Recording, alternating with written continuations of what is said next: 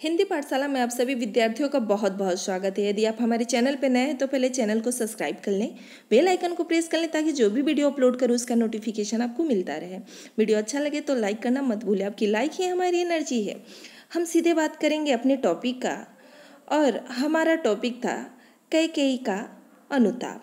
कैकेयी के अनुताप का ये पार्ट 3 लेकर आपके सम्मुख उपस्थित हुए हैं। हम सीधे अपने टॉपिक पे चलेंगे। कुछ मूल्य नहीं वात्सल्य मात्र क्या तेरा, पर आज अन्य सा हुआ बस भी मेरा। थूके मुझ पर त्रैलोक्य भले ही थूके, जो कोई जो कह सके कहे क्यों चूके। छीने न मातृपद किंतु भरत का मुझसे, हे राम दुआई करूं और क्या तुझसे। कहते आते थे यही अभी नरदेही, माता न कुमाता पुत्र, पुत्र कुपुत्र भले ही। यहाँ तक की हम व्याख्या देखेंगे। कह रहे हैं कि कुछ मूल्य नहीं वात्सल्य मात्र क्या तेरा। कह रही हैं कैकेयी कह रही हैं कि पुत्र के प्रति कुछ मूल्य नहीं वात्सल्य मात्र क्या तेरा। पुत्र के प्रति मेरे मन में जो वात्सल्य भाव था, क्या उसका कोई मूल्य नहीं है। कुछ मूल्य नहीं वात्सल्य मात्र क्या तेरा। कह रहे हैं कि पुत्र के प्रति मेरे मन में जो वात्सल्य भाव था, वात्सल्य मात्र वात्सल्य भाव था, क्या उस वात्सल्य का कोई मूल्य नहीं है। उस वात्सल्य भाव का कोई मूल्य नहीं है। किंतु दुर्भाग्य, आगे कह रहे हैं किंतु दुर्भाग्य, पर आज अन्य सा हुआ वश भी मेरा। कह रहे हैं किंतु दुर्भाग्य यह है कि वही मेरा पुत्र अर्थात मेरा पुत्र भरत, आज मेरा वत्स का क्या अर्थ होता है लिख लीजिए, चाहे तो आप लिख सकते हैं पुत्र, वत्स मतलब पुत्र। कह रही हैं कि मेरा पुत्र भरत ही क्या हो गया है, आज अन्य सा पराया सा हो गया है।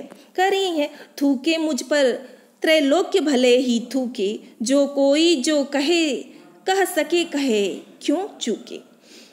कैकेयी अपने कृत्य पर अपने कार्यकलाप पर पश्चाताप करते हुए कहती हैं कि भले ही मुझ पर त्रिलोक्य तीनों ही लोग मुझ पर क्या करे, थूके।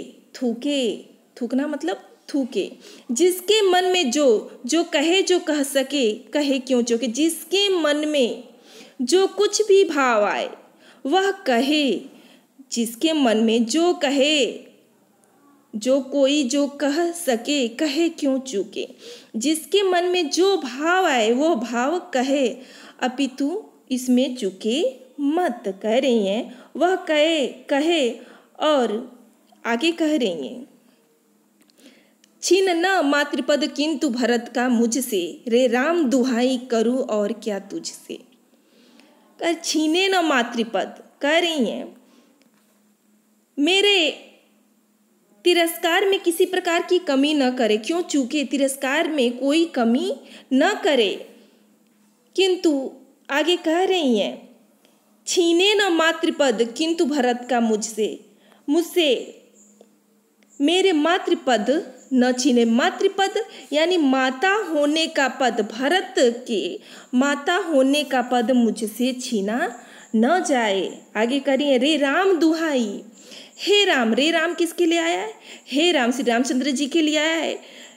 हे राम मैं तुमसे केवल एक ही प्रार्थना दुहाई करूं, एक ही प्रार्थना करती हूँ, एक ही निवेदन करती हूँ कि मुझसे मेरे मातृपद न छीना जाए, अर्थात भरत की माता होने का गौरव न छीना जाए। यहाँ तक आपको क्लियर हो गया होगा। आगे कह रहे हैं कहते आते थे यही अभी निर्देही, निर्देही नहीं नरदेही। नरदेही मतलब क्या होता है, ध्यान दीजिए, नर की देह वाले। नर के देह वाले कौन होते हैं, ध्यान दीजिए, नर के देह वाले प्रजा भी कह सकते हैं, प्रजा या प्रजा के लोग, तीनों ही अर्थ सही है, जो आपको आसान लगे ग्रहण कर सकें। आगे करें कहते आते थी यही अभी नरदेही, हे पुत्र राम अभी तक लोग कहावत के रूप में यही कहते आए हैं, कहते आते थे ये यही अभी नर देही। करें हे पुत्र राम, अभी तक लोग कहावत के रूप में यही कहते आए हैं, या प्रजा के लोग कहावत के रूप में यही कहते आए हैं, माता न कुमाता पुत्र कुपुत्र भले ही। कि पुत्र माता के प्रति चाहे कितनी अपराध कर ले, पुत्र माता के प्रति चाहे कितनी अपराध कर ले, किंतु माता कभी भी उस पर क्रोध नहीं करती। भावार्थ है माता न कुमाता, जो माता होती है वो कभी कुमाता नहीं होती। पुत्र भले ही कितना भी बुरा हो जाए, लेकिन माता कभी कुमाता नहीं होती है। बुरी माता, कुमाता मतलब बुरी माता, अर्थात कभी अपने पुत्र के हित के ही बारे में विचार करती है, अहित के बारे में विचार नहीं करती है। यहाँ तक क्लियर हो गया होगा। अब आगे वाला भी देख लिया जाए। अब कहे सभी यह हाय विरुद्ध विधाता, हे पुत्र पुत्र ही रहे कुमाता माता, बस मैंने इसका वाह मात्र ही देखा, दृढ़ हृदय न देखा, मृदुल गात ही देखा, परमार्थ न देखा, पूर्ण स्वार्थ ही साधा, इस कारण ही तो हाय आज यह बाधा। युग युग तक चलती रहे कठोर कहानी, रघुकुल में भी थी एक अभागिन रानी। यहाँ तक कि पंक्ति की व्याख्या हम बहुत ही आराम से चलेंगे, मोस्ट इम्पोर्टेंट है। मैथिली सरल गुप्त मोस्ट इम्पोर्टेंट है, आप इसे बिल्कुल ही नज़रअंदाज मत करिए, क्योंकि पिछले बार एग्जाम में अयोध्या सिंह उपाध्याय हरिऔध जी द्वारा रचित पौन दूतिका से पूछा गया, तो संभवतः इस बार ये प्रश्न बन सके, तो हम इस पे विचार करेंगे। अब कहे सभी यह हाय विरुद्ध विधाता, करें मेरा भाग्य मेरे विपरीत था। कैकेयी कह रही हैं कि मेरा विरुद्ध विधाता है, मेरे भाग्य को रचने वाले विधाता, मेरे भाग्य के रचने वाले विधाता या मेरा भाग्य ही मेरे विपरीत था, जिसने मुझसे यह सब कार्य करा। अब कहे सभी यह हाय, फिर मैं अपना दुर्भाग्य के आगे क्या कर सकती थी। अब तो मेरे दुष्कृत्य को देखकर लोग यही कहेंगे, कह रहे हैं अब कहे सभी यह हाय, मेरे इस दुष्कृत्य को देख के सब लोग यही कहेंगे, है पुत्र पुत्र ही रहे कुमाता माता। कह रही हैं कि पुत्र ने तो माता के प्रति अपने कर्तव्यों का पूर्ण निर्वाह किया है, स्वयं को सच्चा पुत्र सिद्ध किया है, किंतु पुत्र पुत्र ही, यानी पुत्र तो अपने वास्तविक कार्य को किया है, सच्चा कार्य को किया है, किंतु कह रही है कुमाता माता, किंतु माता कुमाता हो गई। कुमाता माता ही क्या हो गई, कुमाता हो गई। कह रहे हैं कि पुत्र ने तो अपने सच्चे कार्य को किया, अपने कर्तव्यों का निर्वाह किया, पुत्र पुत्र ही रहे, यानी पुत्र ने तो अपने सच्चे कार्य को किया है, अपने कर्तव्यों का निर्वाह किया है, किंतु माता कुमाता हो गई। कुमाता माता, माता क्या हो गई, कुमाता हो गई, बस मैंने इसका वाह मात्र ही देखा। अगर इस प्रकार आगे कह रही हैं कि इस प्रकार सब लोग पुरानी कहावत के स्थान पे यह नई कहावत कहेंगे, पुत्र तो सदैव पुत्र ही रह गया, लेकिन माता क्या हो गई, कुमाता हो गई या बुरी माता हो गई। यहाँ तक हो गया है। अब आगे वाली पंक्ति भी देख लीजिए, मोस्ट इम्पोर्टेंट है, बस मैंने इसका वाह मात्र ही देखा। आगे कह रही हैं, कैकेयी कह रही हैं कि मैं अपने पुत्र अर्थात भरत का मात्र वाह यानी बाह्य रूप, ऊपरी रूप ही देखा। मैं अपने पुत्र भरत का मात्र बाह्य रूप ही देखा, ऊपरी रूप ही देखा, दृढ़ हृदय न देखा, मृदुल गात ही देखा। मैं उसके दृढ़ हृदय, दृढ़ निश्चल हृदय या दृढ़ हृदय को नहीं देख सकी। मैंने उसके मृदुल मतलब क्या होता है, कोमल गात, कोमल शरीर, मृदुल गात्र, कोमल शरीर को ही देखा। मैंने उसके कोमल शरीर को ही देखा है। आगे कह रही हैं, परमार्थ ने देखा, पूर्ण स्वार्थ ही साधा। मैं इसके पारमार्थिक स्वरूप को न देख पाई। परमार्थ यानी कि पारमार्थिक स्वरूप को न देख पाई और अपना पूर्ण स्वार्थ ही साधा, और उसमें अपना पूर्ण स्वार्थ ही साधना चाहा, अपना पूर्ण स्वार्थ ही साधना चाहा। कौन कह रही है? कैकेयी कह रही हैं। आगे कह रहे हैं, इस कारण ही तो हाय आज यह वादा कर, इसी कारण ही तो आज मेरी, इसी कारण ही तो आज मेरी जीवन क्या करें, आज यह बाधा मेरे जीवन में अनेक बाधाओं से ग्रसित हो गया। अथवा ये भी कह सकते हैं, इसी कारण मेरा जीवन अनेक बाधाओं से ग्रसित हो गया है। आगे, युग युग तक चलती रहे कठोर कहानी। युग युग तक यानी कई युगों तक चलते रहे कठोर कहानी। इस संसार में यह कहानी चलती रहेगी, कह रही है कई युगों युगों तक, यानी कई युगों तक यह इस संसार में कठोर मतलब कठोर कहानी चलती रहेगी। रघुकुल में करें, रघुकुल में भी थी एक अभागिन रानी। करें रघुकुल यानी रघुकुल में एक अभागिन रानी भी थी। करें युग युग तक संसार में ये कहानी चलती रहेगी कि रघुकुल में भी एक अभागिन रानी थी। अर्थात इसका भाव अर्थ ये होगा कि प्रत्येक जन्म में या जन्म जन्मांतर तक अब मेरी आत्मा यही सुनेगी कि धिक्कार है उस रानी कैकेयी को जिसे महास्वार्थ ने घेर लिया था। क्या घेर लिया था? महास्वार्थ ने घेर लिया था। रघुकुल में भी थी एक अभागिन रानी, यानी रघुकुल में भी एक अभागिन रानी थी जिसे महास्वार्थ ने घेर लिया था। यहाँ तक क्लियर हो गया होगा। अब हम आगे देख लें, वो पुनः वही लाइन आ गया है जिसका मैं व्याख्या क्लियर कर चुकी हूँ। निज जन्म जन्म में सुने जीव यह मेरा, धिक्कार उसे था महास्वार्थ ने घेरा। 100 बार धन्य वह एक लाल की माई, जिस जननी ने है जाना भरोसा भाई। यहाँ तक की पहले हम पंक्ति देख लें।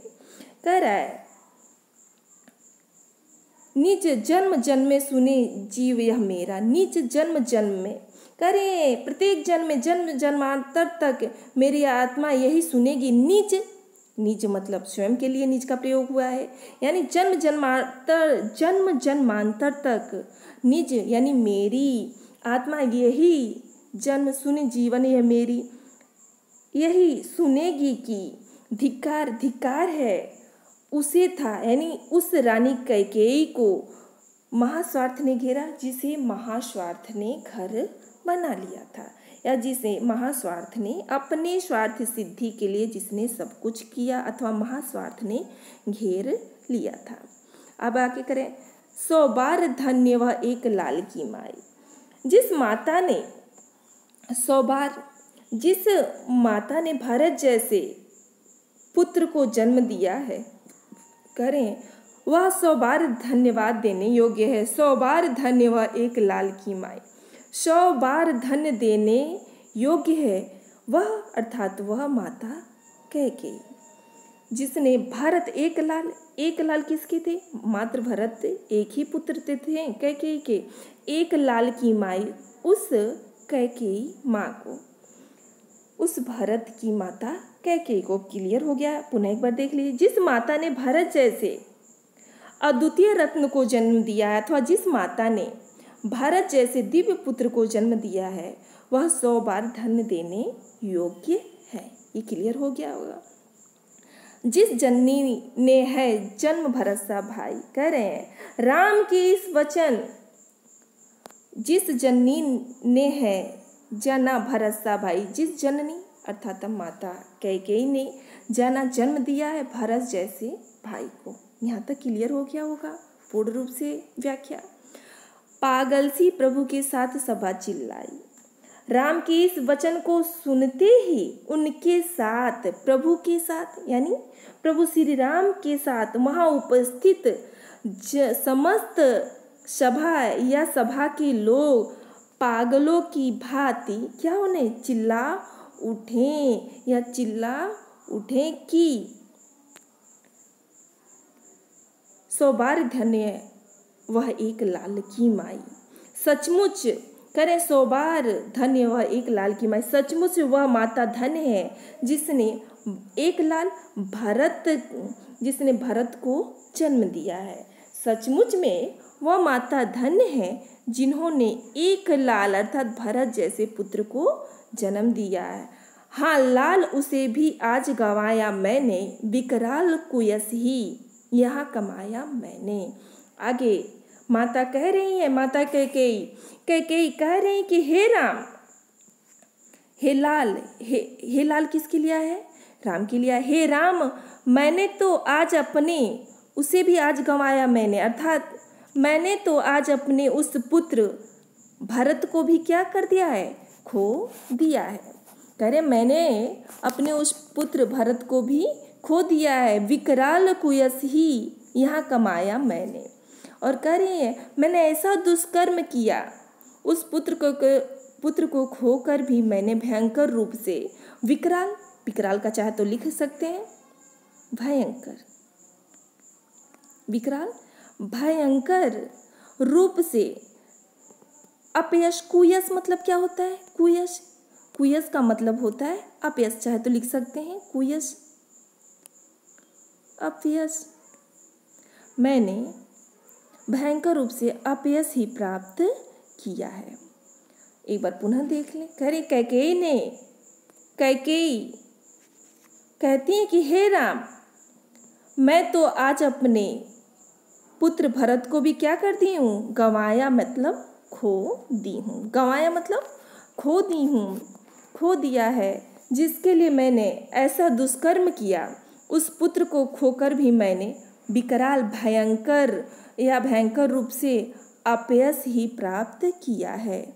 मैंने अपने उस पुत्र को खोकर भयंकर कमाया मतलब प्राप्त किया, भयंकर अपयश ही प्राप्त किया है। यहाँ तक का व्याख्या हो गया होगा। अब आगे वाली पंक्ति देख लें। कह रहे हैं निज स्वार्थ उसी पर वार दिया था मैंने, हर तुम तक से अधिकार लिया था मैंने, पर वही आज यह दिन हुआ रोता है। संकित सबसे धृत हरिण तुल्य होता है। यहाँ तक का व्याख्या देख लिया जाए। कह रही हैं कि निज मत स्वयं के लिए निज का प्रयोग हुआ है पुनः। कह रहे हैं मैंने अपने उस पुत्र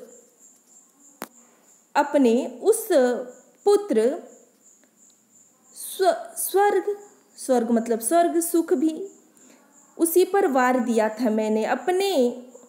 मैं अपने उस पुत्र भरत पर अपना स्वर्ग का भी सुख उसी पर वार दिया, अर्थात न्यौछावर कर दिया था। चाहे तो आप लिख सकते हैं वार दिया, न्यौछावर कर दिया था।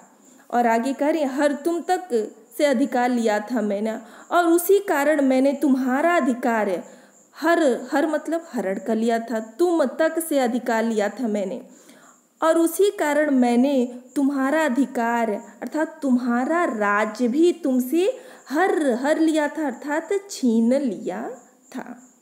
तुम्हारा राज्य भी तुमसे छीन लिया था, पर वही आज यह दिन हुआ रोता है। लेकिन कह रही है वही मेरा पुत्र, पर वही आज अर्थात वही मेरा पुत्र भरत आज दिन हुआ रोता है। दीनहीन होकर, दीन मतलब दुखी होकर या दीनहीन होकर रोता है, रुदन कर रहा है। आगे कह रही हैं संकित सबसे धृत हरिण तुल्य होता है। कह रही हैं कि संकित अर्थात पकड़े हुए हिरण की भांति सबसे भयभीत है। धृत हिरण तुल्य होता है, पकड़े हुए हिरण के भांति क्या है? सबसे धृत मतलब क्या होता है? आप चाहे तो नोट कर सकते हैं, हम लिख दे रहे हैं। धृत इसका अर्थ है धृत मतलब पकड़े। धृत का मतलब क्या है? पकड़े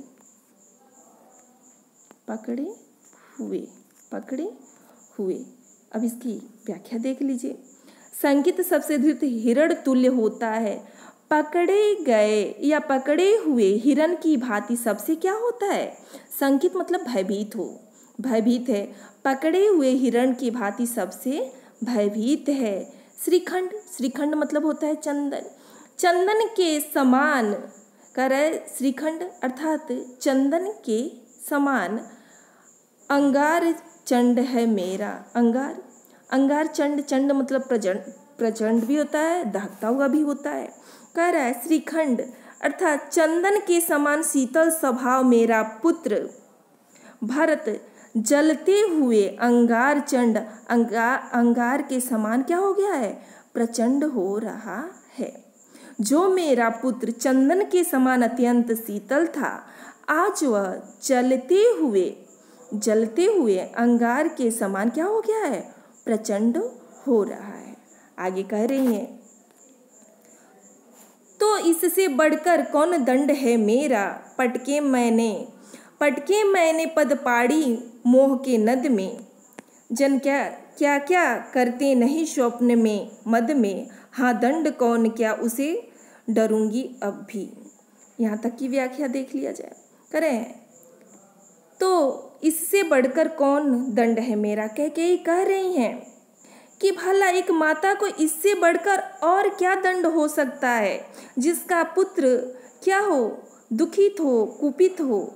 अतः मुझे और बड़ा दंड इससे बढ़कर क्या हो सकता है। यहाँ तक का व्याख्या आपको क्लियर हो गया होगा। अब आगे देख लिया जाए।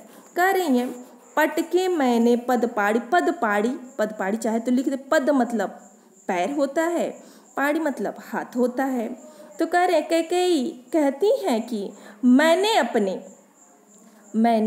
अपने हाथ और पैर में मोह रूपी नद मतलब होता है नदी के फेंके और पटके, फेंके नद मतलब नदी और पटके मतलब पटके। आगे करिए एक बार और पुनः इस लाइन को देख ले। कई कहती है कि मैंने अपने हाथ, पद पाड़ी मतलब क्या होता है? हाथ और पैर मोह रूपी नदी में पकड़े और क्या है? पटके हैं। मेरा यह कार्य करे जन क्या क्या करते नहीं स्वप्न में मद में। मेरा यह कार्य ऐसा ही था जैसे कोई व्यक्ति पागलपन में या स्वप्न में व्यवहार करता है।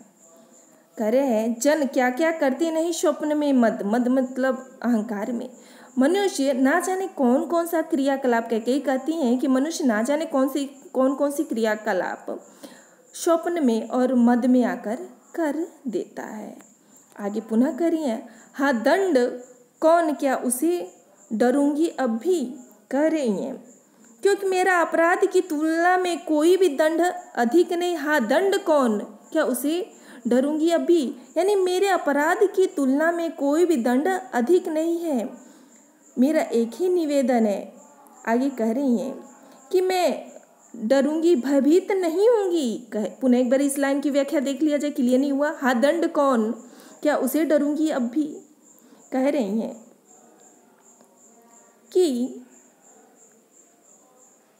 इससे मेरा दंड कौन सा है, जो भी कुछ दंड हो मेरे उस गलती का, जो कोई भी दंड है वह दंड मुझे मिले, क्या उसे डरूंगी अभी। मैं उस दंड से भयभीत नहीं होंगी, मैं उस दंड से किसी प्रकार से भयभीत नहीं होंगी।